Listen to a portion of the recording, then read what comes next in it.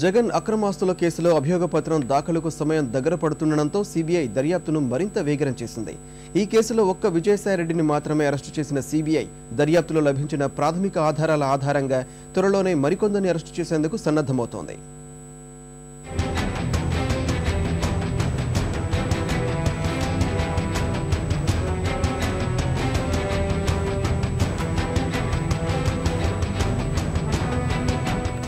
జగన్ అక్రమాస్తుల కేసులో తర్వాతి అరెస్ట్ ఎవరు?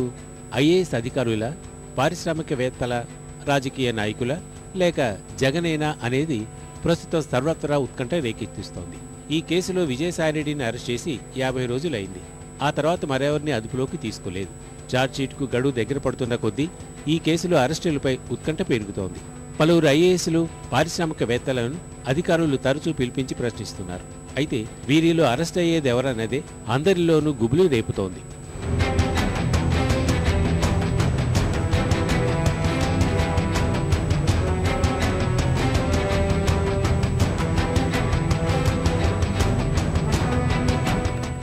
ఓఎంసీ, ఎంఆర్ కేసులు ఒక ఎత్తు అయితే జగన్ అక్రమాస్తుల కేసు మరో ఎత్తు. ప్రభుత్వం నుంచి అయాచితంగా లబ్ధి పొంది ప్రతిఫలంగా పలువురు పారిశ్రామికవేత్తలు జగన్ కంపెనీలో పెట్టుబడులు పెట్టారన్న కోణంలో సిబిఐ ఆరా తీస్తోంది.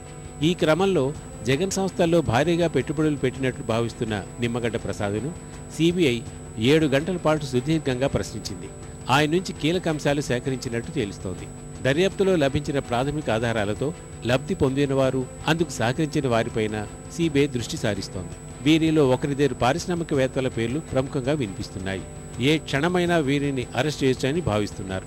అయితే దేశంలో ప్రముఖ పారిశ్రామికవేత్తలైన వీరు అరెస్టులను అడ్డుకునేందుకు అనేక రకాలుగా ప్రయత్నాలు చేస్తున్నట్టు సమాచారం.